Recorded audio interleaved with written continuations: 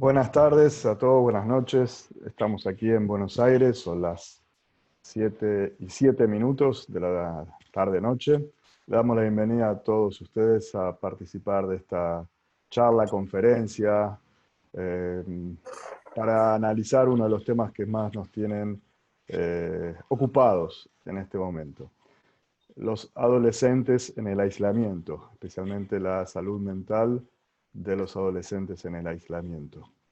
Eh, Dentro del marco de Menorá estamos constantemente ocupándonos en el estudio, en la profundización de cómo poder afrontar distintos momentos de la vida. Y bueno, hoy la historia del mundo nos está dando una lección y nosotros estamos a la altura de esto. De acuerdo al hebreo, adolescente se lo llama Nar, Nun Ain Resh. Así lo dice la Torá, Baigdelú a Nearim, crecieron los jóvenes, los adolescentes. La palabra Nar, su etimología y su raíz viene de Er. Er quiere decir alguien que está despierto, algo que se despierta.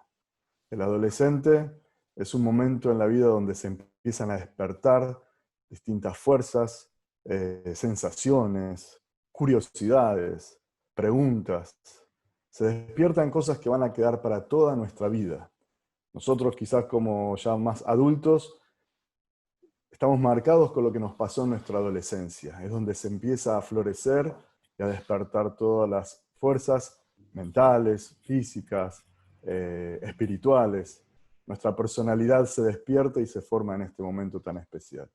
Por eso, conscientes de esto y ocupándonos constantemente, organizamos esta charla junto al doctor Fabián Trisker y al Rabbi Saksaka para profundizar sobre este tema y especialmente, puntualmente, lo que está pasando hoy mundialmente.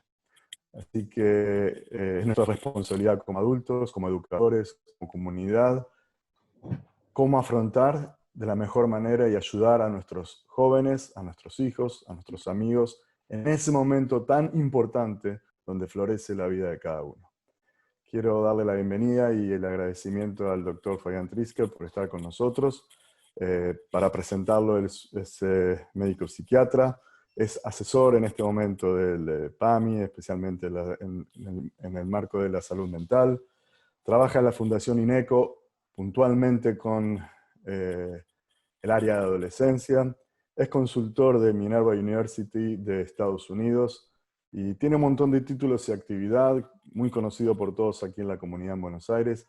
Y uno de los títulos que más destacamos de él es que es amigo de Menorá, amigo del Rausaka, y nosotros muchas veces estudiamos con él, nuestro grupo de maestros y rabinos, hemos tomado capacitaciones y le agradecemos constantemente su apoyo, su inteligencia y su conocimiento, y siempre estar abierto a poder ayudarnos a comprender algo que es tan interesante como es la salud mental de nuestros jóvenes. Así que, Fabián, te agradecemos realmente que estás con nosotros y estamos seguros que vamos a aprovechar al máximo esta conversación, esta charla que van a tener.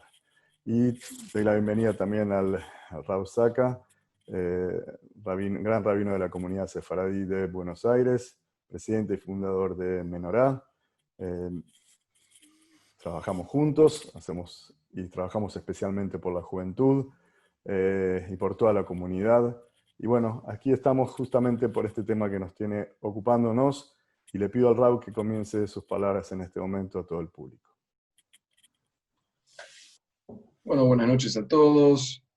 Gracias, Raúl Gabriel, por sus palabras. Gracias a la presencia de Fabián, doctor Fabián, una persona, aparte de todos sus títulos profesionales, es un gran ser humano, y eso es un requisito fundamental para ser una persona que se dedica a la educación y al beneficio del prójimo. Bueno, estamos en una situación, ya de por sí la educación de los hijos es un tema que produce dolor de cabeza. Muchas satisfacciones produce, pero también son un dolor de cabeza para los padres y para los maestros, para las escuelas. Veo que acá el público presente, que le agradezco a todos que están participando, hay muchos profesionales, gente muy culta, dedicada a la educación también, pedagogos, educadores, y por más que uno sea un estudioso, un experimentado en la educación, ya de por sí la educación es un tema que es relativo en función de cada educando, de cada hijo. No hay reglas generales para todos los hijos, para todos los educandos, para todos los alumnos. Hay reglas generales, sí, pero después cuando se aplican en la realidad es igual que la medicina, todo después no va a poder explicar. En la medicina hay reglas generales, pero después hay que aplicarlo a cada paciente. Bueno, cada hijo, cada alumno, es un mundo aparte. Y eso cuando hablamos de los hijos en general. Cuando hablamos de los adolescentes todavía, que son personas en proceso, entonces todavía esto se transforma en un asunto todavía más complejo. Porque no estamos hablando, cuando hablamos de los adolescentes, de un elemento ya definido. Estamos hablando de un ser humano que está en un estado de constante cambio. Como Rab Gabriel dijo recién, Nahar viene de la palabra hebrea también de Naer, movido, es movido, está en una constante movilización. Es como los sabios dicen que se comparan a los hijos como los frutos. Los frutos, cuando uno lo prueba, cuando todavía no está maduro, tiene mal gusto, no está bien. Entonces uno piensa que hay un defecto, y no es que hay un defecto, está en un proceso de maduración.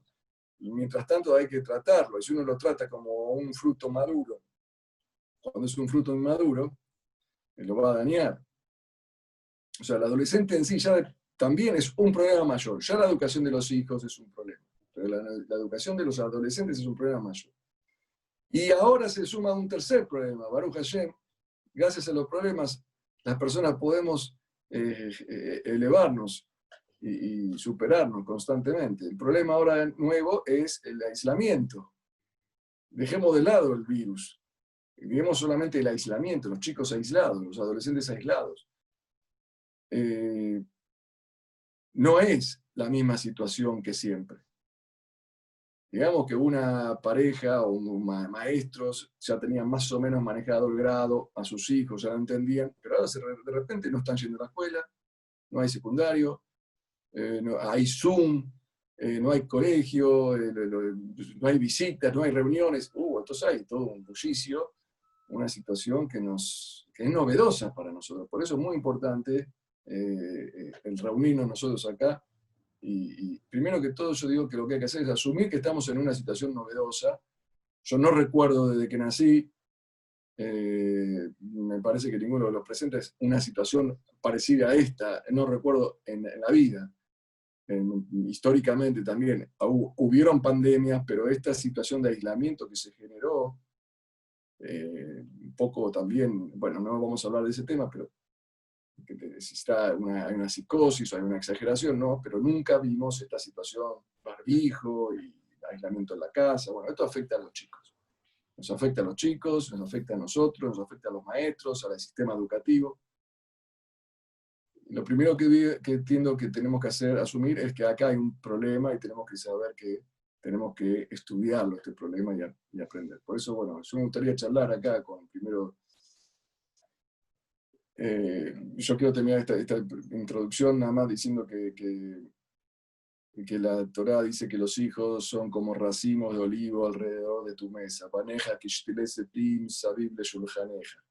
Así dice el rey David, tus hijos. El rey David tuvo mucho problema con sus hijos para educarlos. Tuvo al rey Absalom, al rey Shelomó, cada uno tiene una historia que hay libros enteros escritos sobre ellos, muy interesantes. Un hijo que se quiso quitarle el reinado al padre.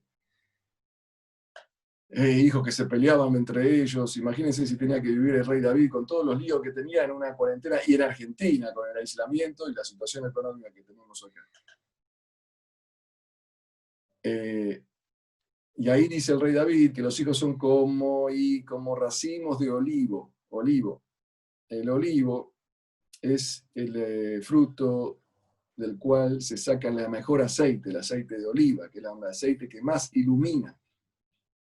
Y para sacar aceite hay que machacar el carozo, la oliva, bien, pero con suavidad. Porque si uno machaca muy fuerte, rompe el efecto de la calidad del aceite. A los hijos hay que estar constantemente interactuando con ellos, pero con una suavidad excesiva, con una delicadeza especial. Y más cuando hay sensibilidad. O sea, la sensibilidad de los hijos, esto es lo que quiero decir yo en esta situación. Hay mucha sensibilidad hoy, y es lo que yo acá ahora aporto un granito de arena a la charla que mantengo con el doctor Fabián. Hay que estar con mucho cuidado porque hay mucha sensibilidad en los chicos. Si ser sensible en el trato con las personas es un requisito para la buena relación, más aún es un requisito para la relación con nuestros hijos y nuestros alumnos, tener sensibilidad por el otro. Y más aún hoy, que los chicos de por sí están sensibles, están con miedo de enfermarse, con temores, con pánico, que no ven, hay una situación que los descoloca. Entonces, como padres y educadores debemos, primero que todo, tener mucho cuidado en la forma como hablamos, como los tratamos. Me parece que es un consejo importante que se extrae de este versículo del Teilim, Baneja Kishtilesetim. Fabián, doctor Fabián, ¿nos podrías contar un poco de tu experiencia, tu visión, los diagnósticos que hay, las problemáticas que puede pasar hoy un joven y que tenemos que estar nosotros los padres, los educadores? Nos encantaría escuchar especialmente primero tu visión general y después te vamos a hacer preguntas y otras cuestiones. Por favor, Fabián.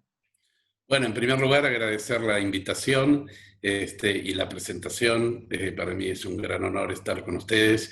Y como hice un breve comentario en una charla privada previa, más allá de los títulos, que a uno le den el título de amigo, y cuando el que le da el título de amigo es alguien que aprecia tan profundamente como en este caso, y donde cada encuentro se convierte en un aprendizaje mutuo, es un gran honor para mí. Es decir, que la presentación que me honorá y que ustedes me presenten como un amigo, para mí es un grandísimo honor, más allá que, como decía, los títulos uno los va cultivando, los va cambiando, son menos importantes. ¿Sí? Gracias, porque fundamentalmente yo conozco el trabajo que ustedes hacen en Menorá. Menorá es una institución focalizada fundamentalmente en el trabajo con jóvenes, con adolescentes, desde hace muchísimos años. Entonces me parece que poder tener este espacio de intercambio es de gran importancia. Y Rab, bueno, vos mencionaste al rey David, pero en realidad al rey David lo conocimos de adolescente en la Torá, porque no sabemos muy bien la edad que tenía, pero cuando nos lo presentan, probablemente sea un adolescente, más allá de que las imágenes escultóricas de Miguel Ángel y qué sé yo, lo muestran alto, grandote, pero también nos dicen que el rey Saúl le presta su armadura y se la tiene que sacar porque no podía caminar, entonces no era tan grande. Pero bueno, si pensamos justamente en ese momento particular de David, vemos algunas características del adolescente que podríamos conversar y discutir en otro momento. Ahora, si vamos a los tiempos actuales, a los tiempos a que la pandemia nos viene llevando, y como vos bien dijiste, es absolutamente inédita, porque aun cuando hemos tenido en la historia, es decir, la humanidad no es la primera vez que confronta con epidemias, desde tiempos inmemoriales, digamos, desde ya, digamos, en la Biblia tenemos justamente la convivencia. Bueno, en Egipto tuvimos 10 plagas, que no eran otra cosa que algo parecido que esto. Pero la idea de una pandemia, la idea de una epidemia que se globaliza tan rápidamente, sí me parece que es absolutamente novedosa. Y esto nos lleva a convivir con circunstancias absolutamente nuevas a todos, pero me parece que tienen características particulares en la población en la que estamos hablando. ¿Y por qué creo que tienen características particulares? Porque en la adolescencia se dan una serie de procesos que tienen su particularidad cultural, su particularidad regional, pero algunos consideramos que son universales, que son globales y que tienen que ver con ese momento de transición en que se vive. Algunos de estos procesos conocidos tienen que ver con las oscilaciones en el estado de ánimo, la gran sociabilidad con los pares, es decir, con otros adolescentes, el apartamiento, el alejamiento de los padres, y fundamentalmente la búsqueda de sensaciones nuevas, y en función de la búsqueda de sensaciones nuevas, la toma de riesgos, con lo bueno y con lo malo que todo esto implica. Entonces, si pensamos, y esto tiene, hoy sabemos aparte, un basamento cerebral, es decir, hoy sabemos, por lo menos desde hace 20 años, hasta hace 20 años esto no era tan claro, que el cerebro del adolescente sufre una serie de modificaciones importantes. Y parte de estas modificaciones tienen que ver con una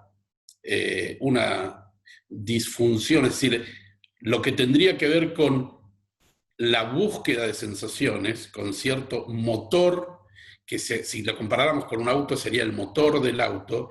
El motor del auto se desarrolla mucho antes que los frenos.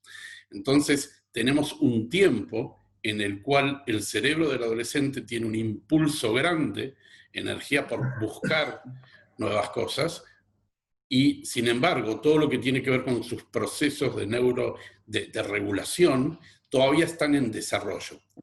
Y hoy gran parte de lo que observamos como conductas podemos, en parte, atribuirlas a estos fenómenos.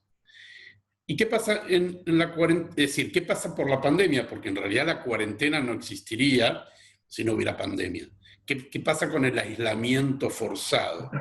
El aislamiento forzado, que tiene terribles consecuencias para todos, como dijimos antes, los tiene particularmente con los adolescentes, porque justamente los priva, les impide estas cuestiones tan importantes de las que hablábamos antes. Yo hablé de el alejamiento de los padres y el contacto masivo e intenso con los padres, y como nunca los adolescentes se ven obligados a convivir con sus padres, y a estar cerca cotidianamente y constantemente, porque no pueden salir de casa, y no pueden contactarse con sus pares, más allá que, por suerte, tienen las redes sociales, etcétera, etcétera, el contacto cotidiano, lo que implica, decir, y ahora les cuento algunas investigaciones en las que estuve participando y que lo demuestran, eso se ve totalmente bloqueado. Y tampoco tienen posibilidades de experimentar nuevas cosas, con lo cual el sufrimiento que manifiestan es, como vos dijiste antes, es sumamente importante darle crédito. Es decir, hay ciertas cuestiones que como adultos pueden parecernos un poco nimias, un poco banales, es decir, que mi hijo se queje porque no puede hacer el bar mitzvah, o porque no puede hacer la fiesta de egresados, o porque, era su último año de escuela y lo quería tener de otra manera. Y quizás los adultos estamos más preocupados por otras cosas que nos parecen tanto más importantes. Sin embargo, es importante prestar particular atención, ¿no?, a este nivel de sufrimiento, porque es un nivel de sufrimiento importante para ellos. Es decir, es lo que nosotros llamamos que es importante validar ese sufrimiento, prestarle atención, no banalizarlo y fundamentalmente dar lugar a la expresión en casa de esas cosas. Yo trabajo en una institución, como bien dijiste, que se llama INECO, y hemos participado de algunas investigaciones. Una se comenzó a la semana de la pandemia, que se relevó la opinión, en ese caso era a partir de 18 años, con lo cual no podemos hablar de población adolescente estrictamente, pero la sorpresa fue que a la semana de la pandemia, ya entre un 20 y un 30% de la población entrevistada manifestaba claros signos emocionales asimilables a la depresión y a la ansiedad. Es decir, 1 de cada 3 personas, 3 de cada 10, es decir, un 30% de la población, 3 de cada 10 lo manifestaba de esa manera. Esta investigación se acaba de repetir y esto ha subido enormemente. Ahora, si vamos concretamente a adolescentes, INECO participó junto a UNICEF y al gobierno de la ciudad de una encuesta donde se relevó la opinión de 1.000 chicos, ahí sí adolescentes, y la verdad que los números eran mucho más preocupantes, porque más de un 50% de los chicos manifestaban sensación, digamos, de sentimientos de depresión o de ansiedad. Muchos enfatizaban la importancia de la soledad, es decir, cuando les preguntaban qué era lo que más extrañaban, era no poder encontrarse con sus amigos, era en primer lugar, y no poder ir a la escuela en segundo lugar. Pensemos que en gran medida para muchos chicos ir a la escuela es encontrarse con sus amigos. Y lo que vos comentaste del miedo es bastante interesante porque tiene que ver, hablaste bastante de la educación y tiene que ver con lo que para mí es muy importante que pensemos todos, pero las instituciones deben pensar que, bueno, ¿qué va a pasar después de esto? Porque ahora ya estamos un poco jugados. Y cuando le preguntaban a los chicos, por ejemplo, sobre qué les... Es decir, si tenían miedo de volver al colegio, la gran mayoría decía que no. Pero aquellos que decían que sí, nuestra hipótesis era que la respuesta principal iba a ser que tenían miedo a contagiarse. Y sin embargo, la gran mayoría lo que responde es que tienen miedo a no estar a la altura de las circunstancias para volver a la escuela, a no haber aprendido lo suficiente, a no haber podido estar al día. Con lo cual, los chicos como no son conscientes de este periodo, de lo que han perdido, y en ese sentido tenemos que ser cuidadosos a cómo vamos a recibirlos, a cómo vamos a tratarlos cuando esto empiece a normalizarse en esa forma de hablar que se llama, a mí no me gusta mucho, que se llama de nueva normalidad.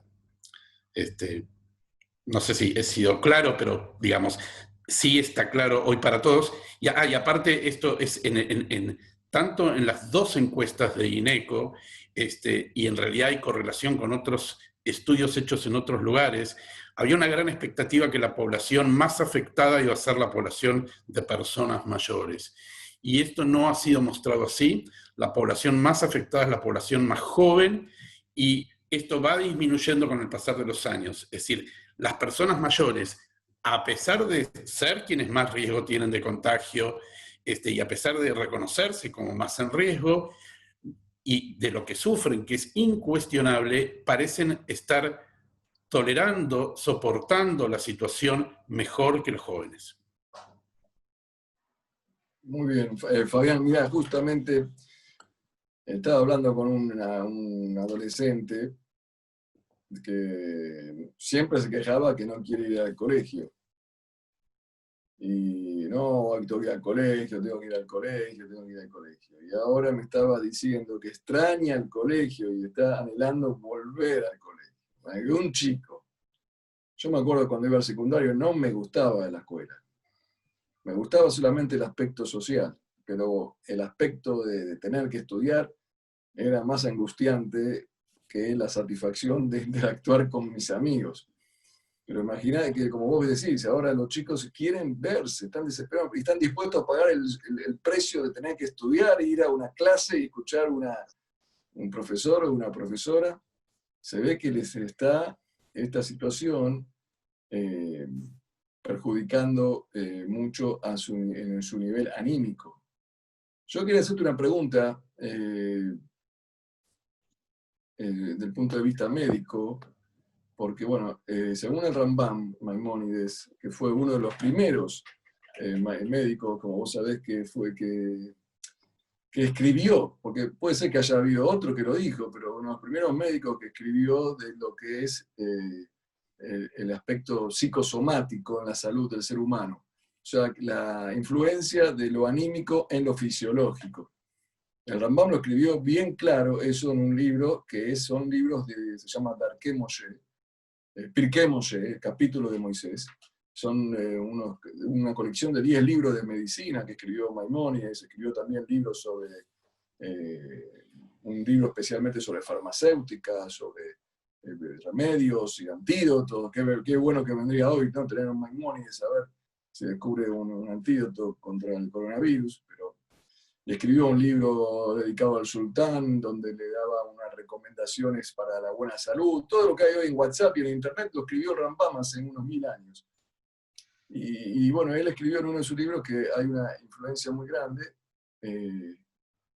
y había médicos previos a él que negaban que lo anímico no tiene nada que ver con lo fisiológico. Dijo, no, y se basó en versículos también y en su experiencia como médico. La pregunta que si vos nos podés graficar, si existe algún tipo de patología que puede llegar a afectarse un joven, que también puede ser un adulto, pero como vos decís, los adultos como que la sabiduría de la ancianidad o de la vejez o de la adultez le dan más fuerzas para superar, incluso en situaciones de que están en mayor riesgo físico, pero tienen más sabiduría y más ánimo. Pero los adolescentes que son frágiles mentalmente, ¿les puede afectar esto a la salud física? ¿O solamente es un problema anímico, psíquico, psicológico? O sea, están nerviosos.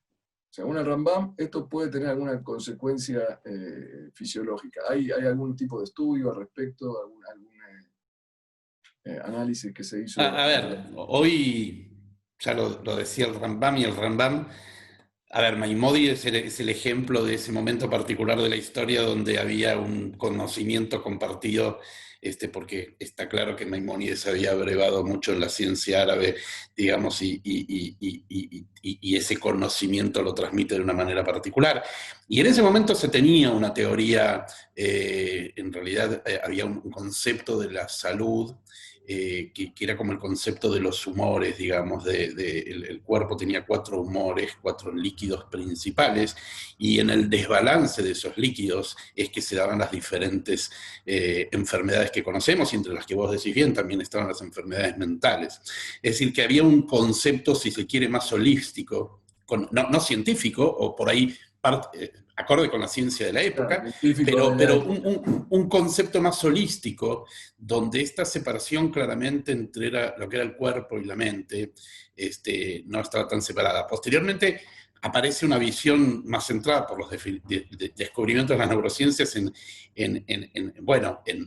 los grandes, en donde el cerebro parecería estar, y hoy conocemos, y hay muy interesantes autores que han trabajado sobre esto, en donde la relación entre el cerebro y el cuerpo es una relación de ida y vuelta, más allá de que el cerebro es parte de nuestro cuerpo, no nos tenemos que olvidar, es una parte más de nuestro cuerpo, y yo por eso nunca me olvido de decirle porque también es real que la salud mental tiene un importante nivel de estigmatización social, y los problemas de la salud mental no son otra cosa que problemas de nuestra salud, y es importante poder considerarlos de esa manera. Una persona que tiene un problema de salud mental tiene un problema de salud, no tiene una maldición, no tiene es decir, y esto es sumamente importante.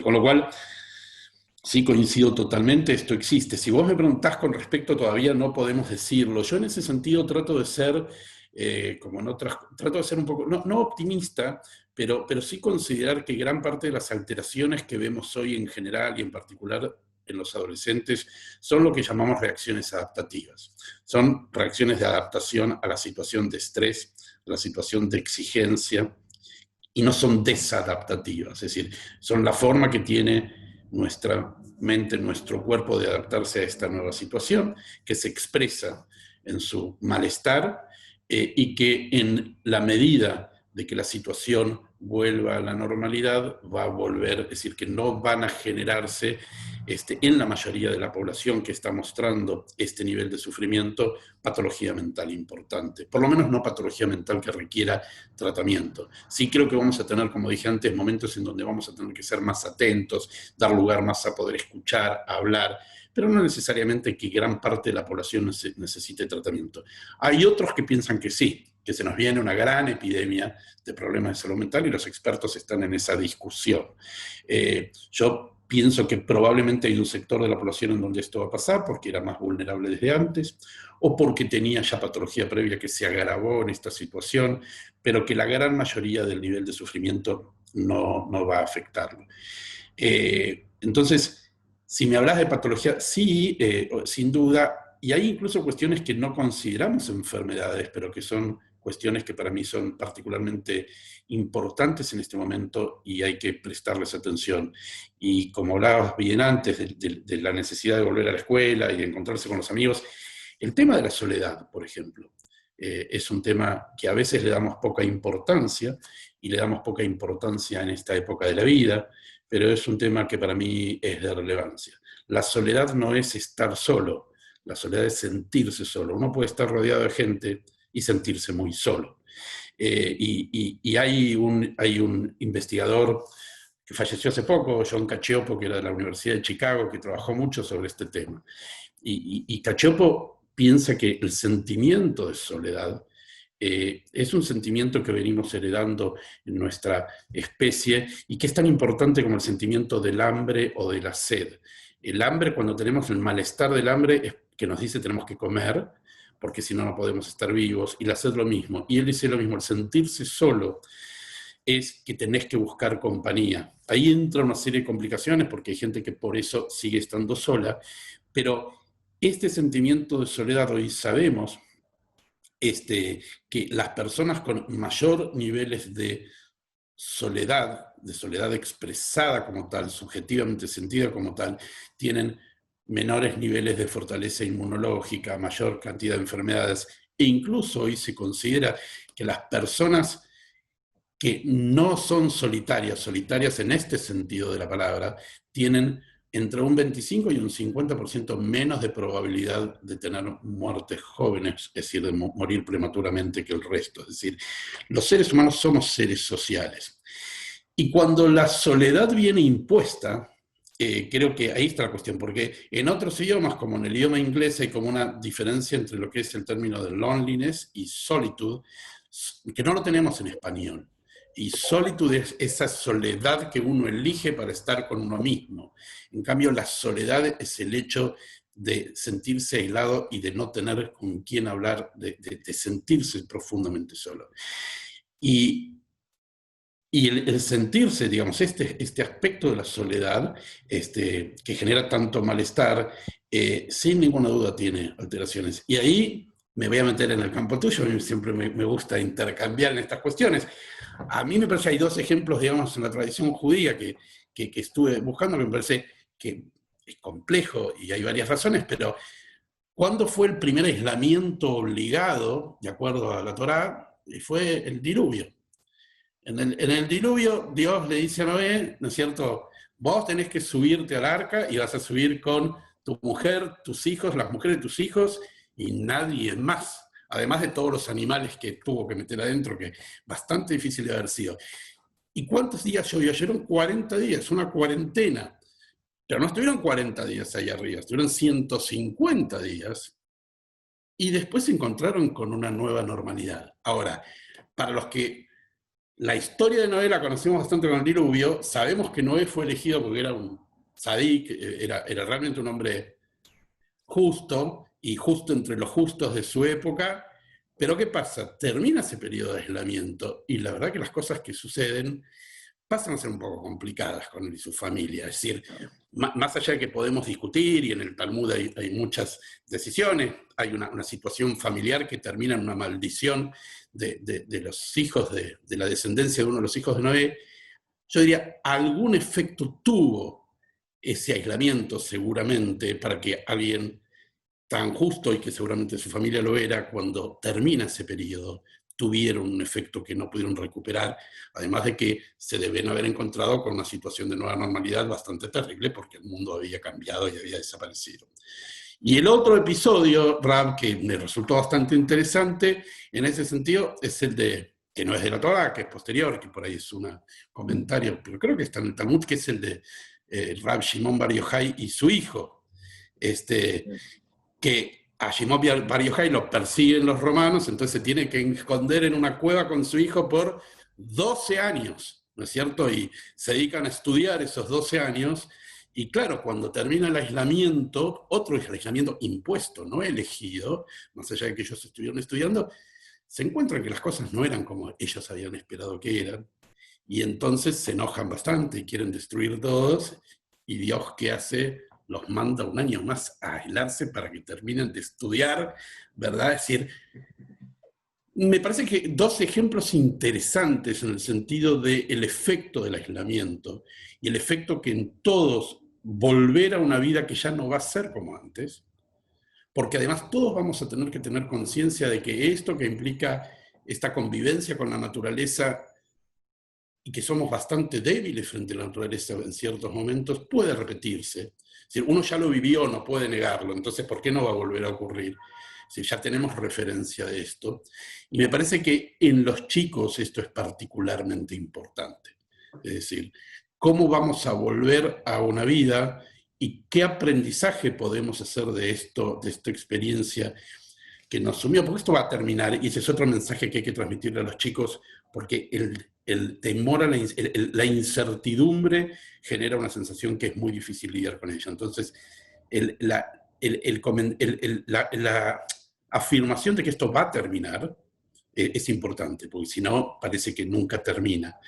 Pero que cuando va a terminar, hay algunas cosas nuevas que vamos a tener que afrontar, y tenemos que pensar que algunas de esas cosas nuevas que vamos a afrontar probablemente puedan ser pensadas de otra manera para que sean mejores y no peores, porque no sean igual que antes. Yo creo que va a quedar ciertos aprendizajes que va a ser importante no abandonarlos, porque así como nos es tan duro, nos enteramos de cosas muy lindas que vienen pasando en este tiempo, de cómo la gente ayuda al vecino, cómo, es decir, eso que parecía antes imposible de pensar. Pero volviendo, por eso decía, no es una enfermedad, pero por ejemplo la soledad tiene, en tanto se cronifica, en tanto se alarga, mucho impacto tanto en la salud física como mental. Y entonces es muy importante ahora, pero cuando termine esto también prestar particular atención a la gente que por lo menos creemos que está sola. No está mal preguntarle a alguien si está solo, si necesita compañía, con quién habló los últimos tiempos, no darlo por supuesto. Esa mirada del otro como alguien que quizás me necesita como persona, creo que va a ser algo que vamos a tener que desarrollar fuertemente. Excelente, bárbaro, Fabián. Mirá, como con profesionales psiquiatras y médicos así no hace falta rabinos. Ustedes se dan cuenta. No. Tenemos, de los dos. muchas veces dijimos que tenemos un trabajo compartido, Sí. pero no, cada uno hace lo suyo, pero está bueno poder intercambiar, obviamente. Pero ahora yo también me voy a involucrar en tu profesión un poquito. Dale. Así. Pero qué bien lo que dijiste de los... muy importante el tema de la soledad, de cómo lo planteaste desde el punto de vista profesional y los ejemplos que trajiste espectaculares de la Torá y de la Mishnah, de Revisión Bar Yochai. Hay muchas situaciones parecidas que justamente sería bueno evaluarlas y estudiarlas. El famoso aforismo del Talmud que dice hoja bruta o mituta, en arameo, que significa o el compañerismo o la muerte. Manifiesta lo que acabas de decir, Fabián. Es el hombre, como también dice el Rambam, en hebreo dice Adam u Briá Yitzur Medini, que está basado en Aristóteles, que dice que es un ser humano. El ser humano es un ser social. El hombre se muere, es como un alimento, necesita comida, necesita bebida, necesita alguien con quien convivir, o para pelearse, o para charlar, o para dialogar. Incluso fisiológicamente el hombre no puede vivir, el cuerpo no vive si está solo, si de repente el mundo desaparece, como dijiste el caso de Noah. Noah tenía una situación de pánico cuando se encontró con un mundo vacío. ¿Qué voy a comer? ¿Qué voy a comer? Porque uno sale a la calle, va al almacén, va a todo, porque hay gente que convive con nosotros y cada uno se va suministrando mutuamente al otro las necesidades. O sea que la sensación de sentirse solo genera un pánico, un terror. Por eso los jajamim dijeron, los sabios dijeron, hoja bruta o mituta. Hay también un famoso historia en el Talmud sobre Jonías Meagel. Jonías Meagel era un hombre que cuenta, bueno, la historia es muy larga, pero que Dios lo hizo vivir 400 años. No se sabe si esto ocurrió exactamente o fue una visión que tuvo, pero de repente se despierta Jonías Meagel, que era un sabio del Talmud, y va al Bet Midrash, va a la casa de estudio. Cuando llega a la casa de estudio, entra y está escuchando que los alumnos están estudiando la Torá. Y cuando estudian la Torá dicen, este estudio, Jonías Meagel decía tal cosa. Y él escucha que hablan en nombre de él, pero no lo conocen a él. porque él habían pasado muchos años, se quedó dormido muchos años y no sabían quién era. Y él dijo, no, no es así. Jonia Men quizás explica de otra manera. Él mismo se estaba explicando a él. Y los alumnos no lo tenían en cuenta y no lo consideraban, no lo respetaban, hasta que pidió morir.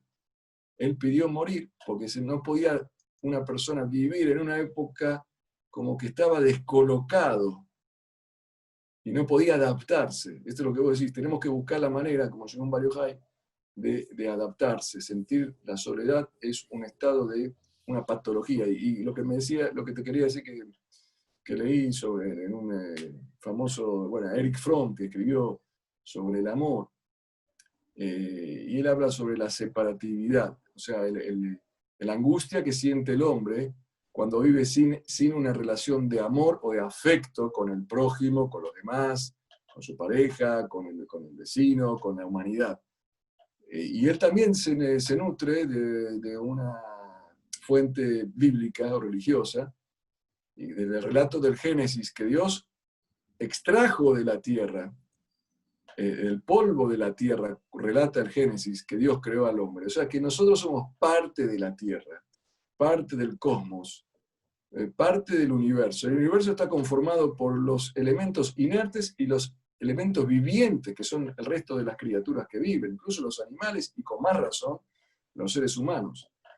Y la persona que vive sin amor, o sea, que vive aislado, como vos dijiste, no aislado porque está solo, sino en su sensación de aislamiento, siente el dolor de la separatividad, se siente aislado, se siente en un estado de pánico. Y la única manera de curar ese dolor es vincularse a través del amor con la creación.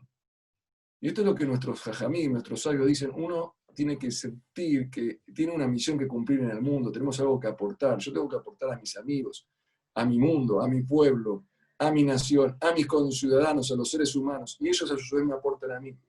Esa sensación, vieron, en la psicología está, ¿no?, el efecto de las masas. Las masas no tienen miedo. Cuando van 200 personas a hacer una manifestación o a arriesgarse, bueno, estamos todos juntos, hay un efecto, los psicólogos dicen que se reduce el miedo.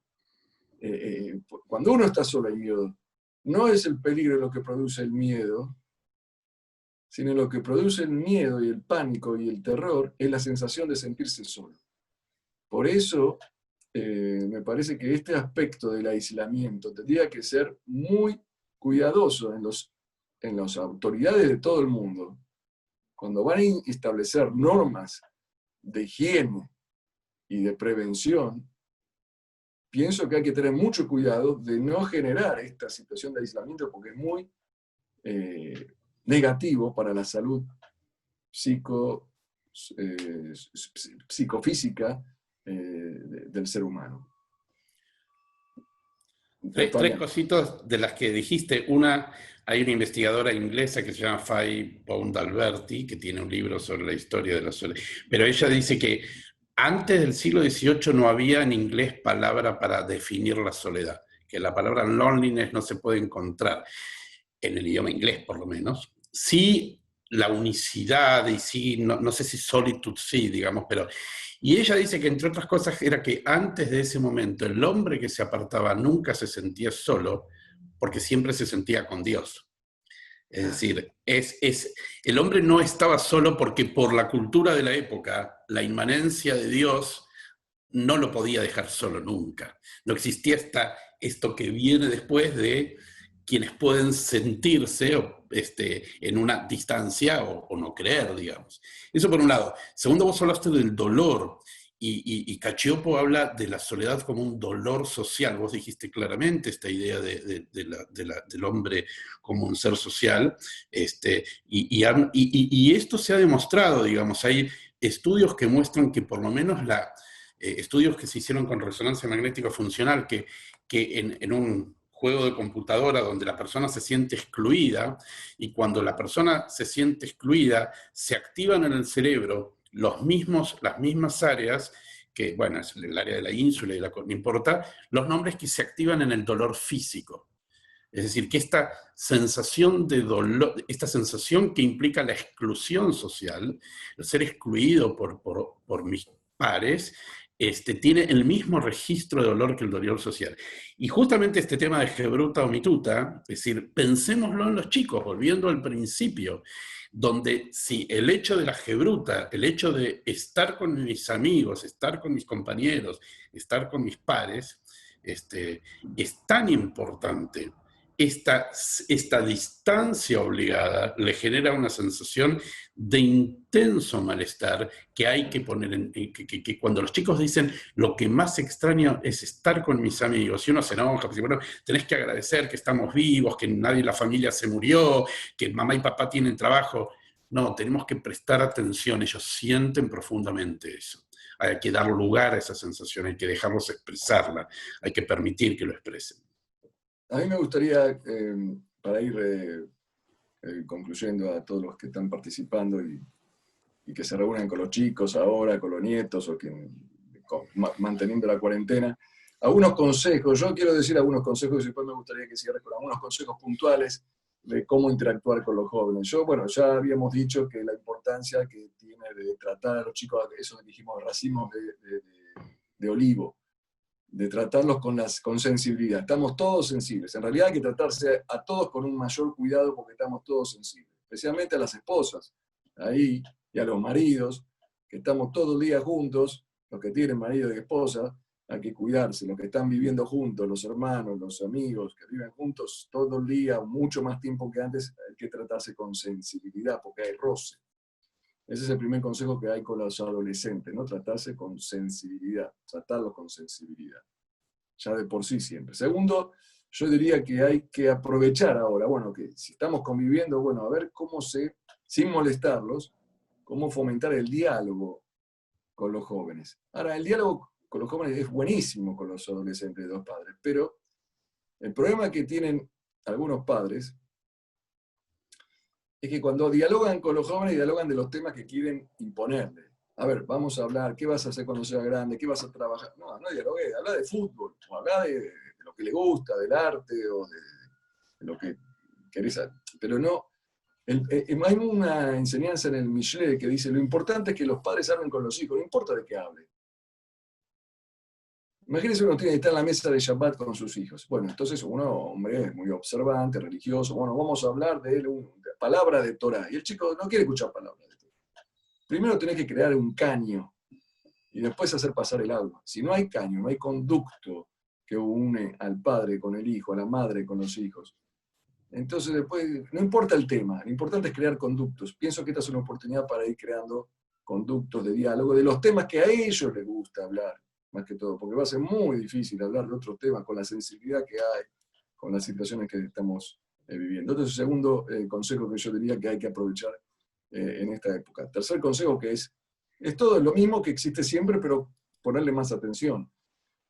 Educar a los hijos según las características de ellos. Siempre hay que recordar eso, ¿no? Hanoch lanar al pi darko, como dice el rey Salomón.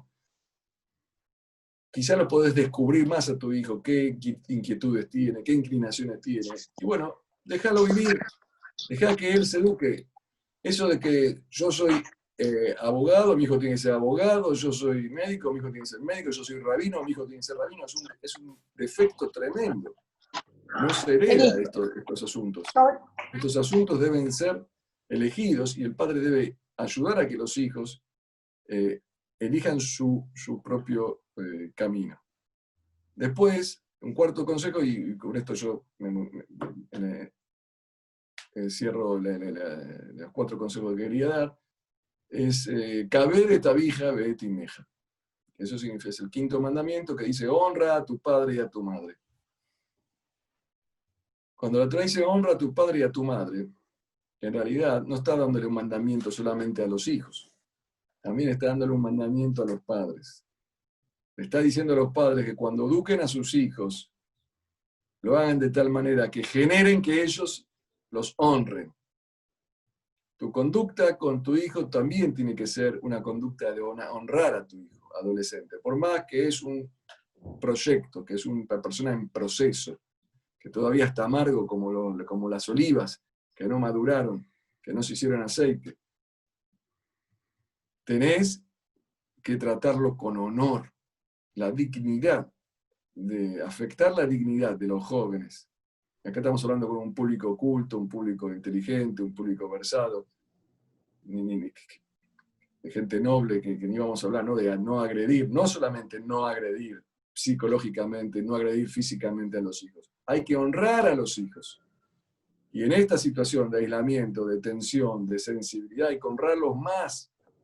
No hay que escatimar palabras ni gestos para honrar a los hijos. La felicitación de los padres a los hijos, soy testigo yo de muchas familias, que vale más que cualquier carrera.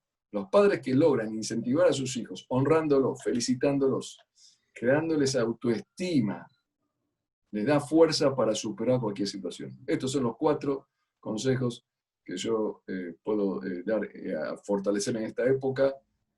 El primero era tratarlo con sensibilidad. El segundo es crear un vínculo de diálogo, aprovechar el vínculo, no temas, poner diálogo.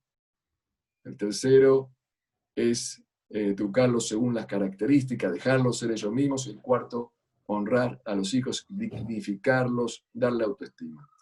Pienso que todo este paquete puede ayudar, me parece, para pasar mejor esto. Y Bezrat Hashem, con la ayuda de Dios, cuando esto pase, cuando salgamos de la cueva, como dijo el doctor Fabián de Vision Barrio High, que estuvo con su hijo, interesante, ¿no? Que estuvo con su hijo, estudiando ahí. No sabemos la edad, no sabemos la edad del hijo. Bueno, pero un hijo siempre es adolescente. Vos sos psiquiatra, sos un capo profesional, reconocido, y tus padres que seguro te consideran todavía un adolescente.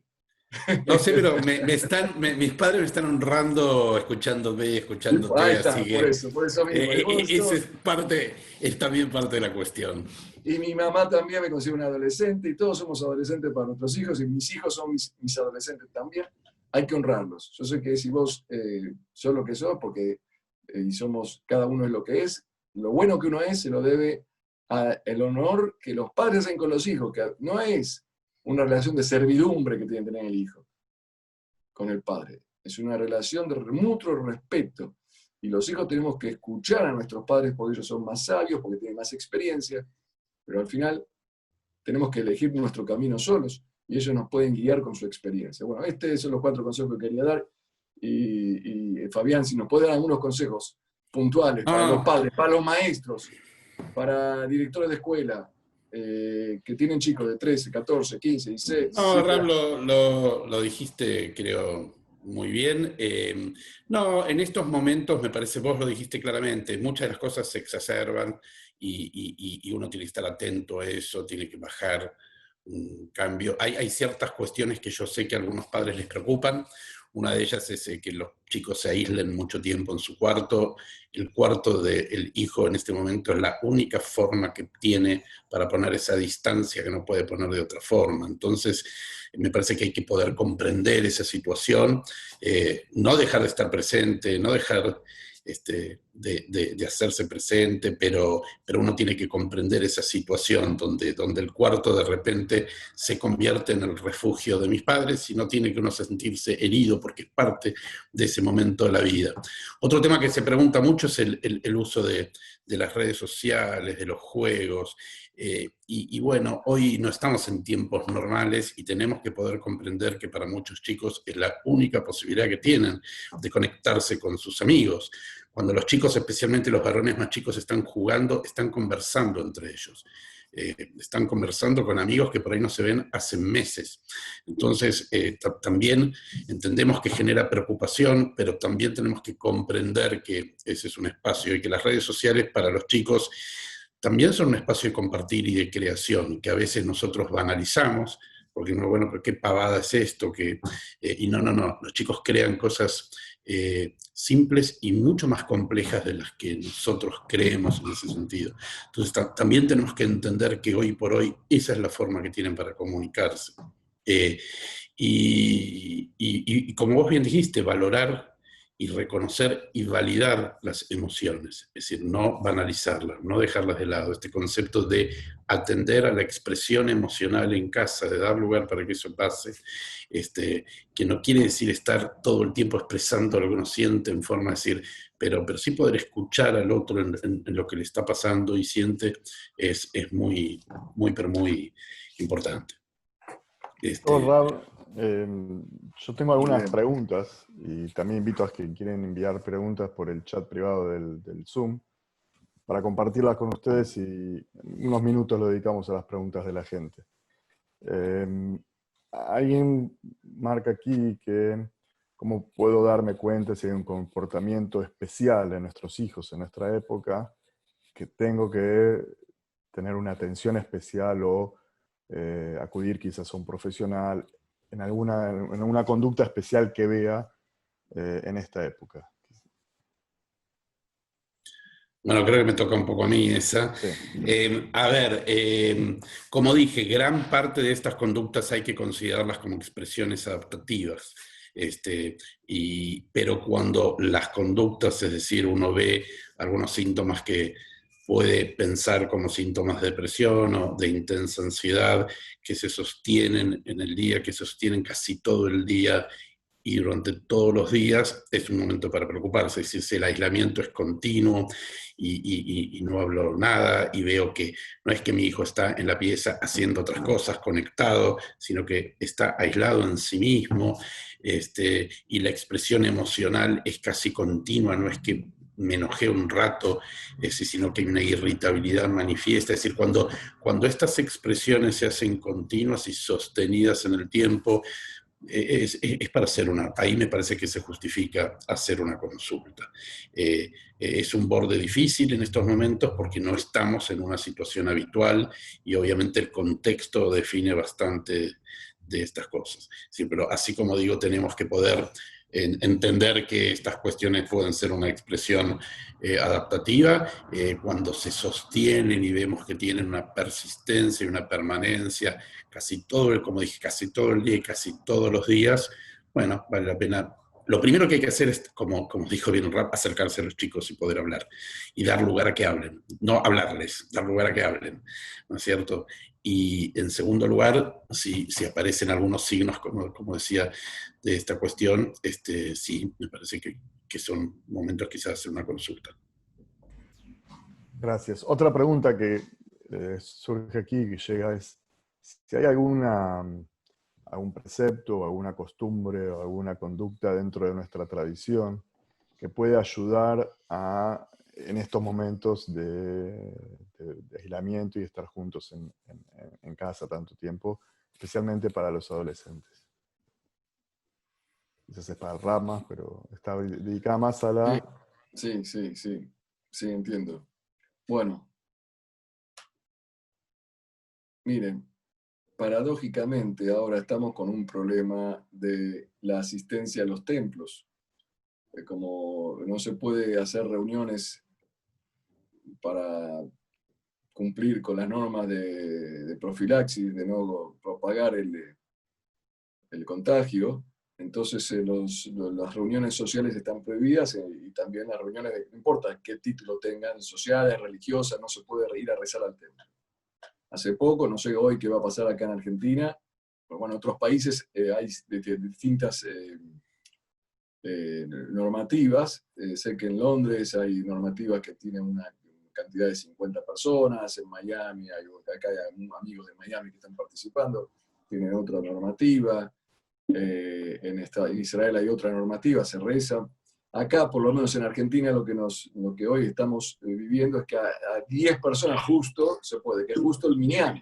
Para mí, que tuvieron en cuenta inteligentemente y generosamente las autoridades de gobierno el concepto del minyan, que es un concepto judío, ¿no? Que rezamos, hay un valor especial de rezar en minyan. Fíjense cómo está esto relacionado, que es la unión, como decía Fabián al principio, ¿no? que trajiste en la Edad Media, la gente se sentía acompañada por Dios, y también el sentirse acompañado por Dios y por el compañero es lo que le da a la persona una sensación de paz interior.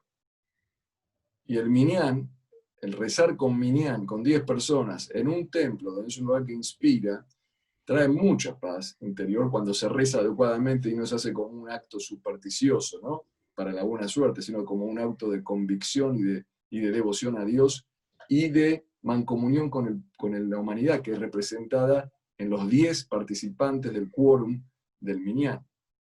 El Minyan, el rezo, con Minyan nos une con Dios y con el prójimo, y nos da mucha paz.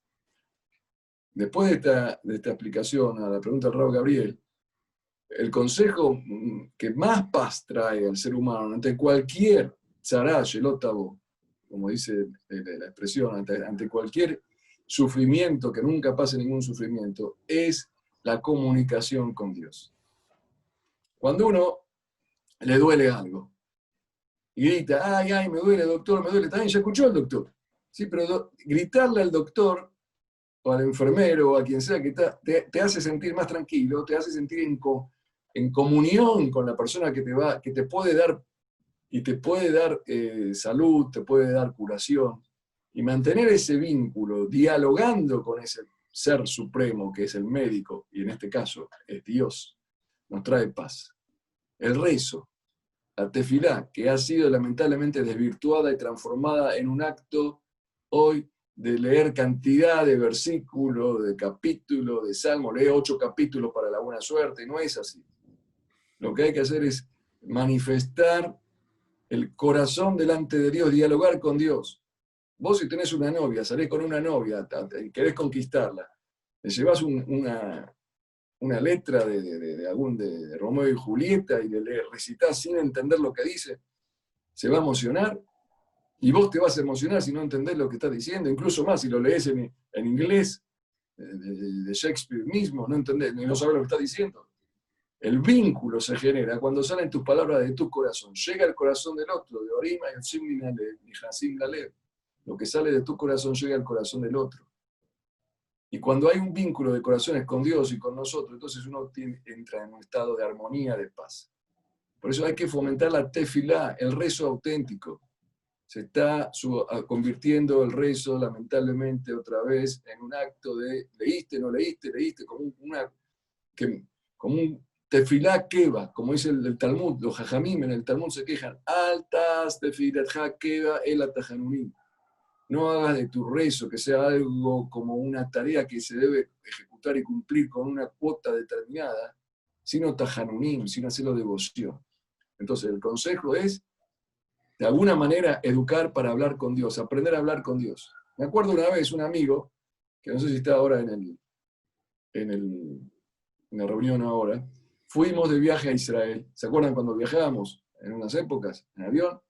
Bueno, fuimos una vez a Israel, y era la primera vez que viajaba a Israel, y fuimos al Kotel HaMaraví, un hombre ya casado, con hijos, la primera vez que iba a Israel, la primera vez que iba al Kotel HaMaraví, sí, en el Kotel HaMaraví, uno vieron, ya tiene una fama bárbara, como Coca-Cola, ese es el punto más sagrado del judaísmo. Estaba muy, muy emocionado, me dijo, Rab, estaba al lado mío, ¿qué tengo que leer?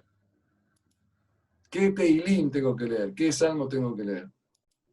Y dice, no. Mirá la pared y decirle a Dios lo que te salga de tu corazón. Así le dije. Y hasta hoy en día me agradece, después de muchos años que le dije eso, porque si hubiera leído algo que no entendía, porque sabe leer apenas las letras en hebreo, y es que entiende la traducción, y pudo en ese momento expresar lo que tenía en su corazón, que nunca hasta ese día lo había podido hablárselo a Dios. Y esto hay que volver a fomentarlo. Esa paz interior que hablaba el doctor Fabián al principio, de sentir a Dios cerca. Dios cerca hay que invitarlo a Dios. Hay que invitarlo, ¿cómo? Hablándole. Si vos le hablas, Dios quiere escuchar. Quiere que le hablen. Es como la mujer, le gusta que le hablen. Pero por otro lado, Dios también es como los hombres, no habla mucho, pero quiere que le hablen. Es como las mujeres en un aspecto, es como los varones en otro aspecto. Pero cuando uno habla con Dios, encuentra paz. Esto es lo que puedo decir para responder esta pregunta de Rodolfo. Yo un solo agregado, porque yo tengo ahí una que en realidad no es personal, porque la comparto con otros, hay una crítica fuerte a un mensaje que se ha sostenido, no solamente en el país, sino en el mundo. Se ha hablado siempre de que tenemos que mantener distanciamiento social. y ese es un término espantoso. No tenemos que mantener distanciamiento social, tenemos que mantener distanciamiento físico. Es decir, al virus lo combatimos con el distanciamiento físico. Es al revés, requerimos mayor proximidad social que nunca, manteniendo la distancia física. Y como dije antes, algunas de estas cuestiones están para quedarse.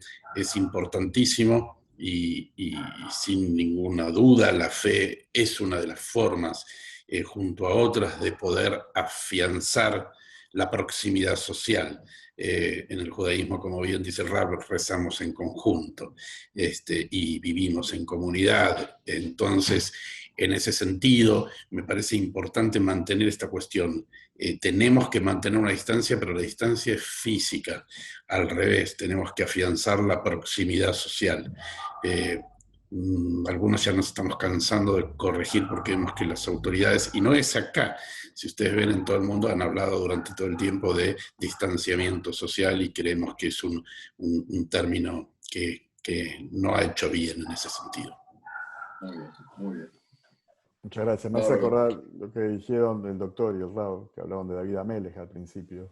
Gran parte de los Teilim son que David Amelech compuso cuando era adolescente, en su soledad, y él expresó lo que su corazón decía y se comunicaba de esa manera a través con Dios para aliviar sus sufrimientos. Quien sabe toda la historia sabe justamente gran parte de los Teilim son su expresión más íntima y profunda para aliviarse. Una pregunta que puede ser para ambos. Muchos preguntaban aquí que hablamos de la salud mental o de los problemas de los adolescentes. Pero también nos preguntan cómo hacemos para aliviar un poco la presión que tenemos como padres. O sea, lo que puede pasar en los padres, que puede la consecuencia sabiendo que tienen esa presión de sus hijos adolescentes. Consejos para los padres en sí también.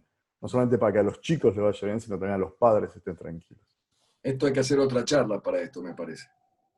Está buena la pregunta. Pero bueno, doctor, cuéntenos algo. No, a ver, es un momento difícil. Es aliviar, yo vuelvo, así como digo que hay que dar un lugar de expresión a lo que los chicos sienten, no hay que tener temor de expresar lo que uno siente. El problema es la manera en que lo expresa en estos momentos. Es decir, uno tiene que poder expresar y buscar a quien expresarle lo que está sintiendo, que se siente angustiado. Hoy por hoy creo que uno de los problemas más grandes, y que lo vemos y que seguramente es lo que sentirán muchos adultos, porque es lo que registramos en la última investigación, es el tema de lo que llamamos fatiga mental. Es decir, es el cansancio mental, es el producto del estrés sostenido y crónico, y el problema de la fatiga mental es particularmente importante porque cuando estamos fatigados se producen lo que se llaman sesgos cognitivos, es decir, repetimos errores porque nuestra capacidad de pensar y de tomar se agota, nos agotamos más rápidamente. Entonces hay que estar atento a eso y buscar diferentes formas para disminuir el nivel de fatiga mental, que pasan por la, digamos, fundamentalmente en estos momentos hay que ser bastante estricto con ciertas cuestiones. Una fundamental es el dormir, el poder decir, hoy sabemos que el sueño, el dormir bien, en el sueño se producen diferentes fenómenos que tienen que ver con la consolidación de aprendizajes, con cierta, si se quiere, limpieza de... Bueno, el sueño es un momento fundamental y es importantísimo. Hay alteraciones en el sueño que no hay que sorprenderse. La gente te cuenta que sueña más, que tiene más pesadillas. Sí, eso está evidenciado que sucede, pero el dormir bien... yo no soy el mejor ejemplo, pero la actividad física es sumamente importante en este momento para el bienestar de las personas, y más ahora que hay cierta apertura en ese sentido.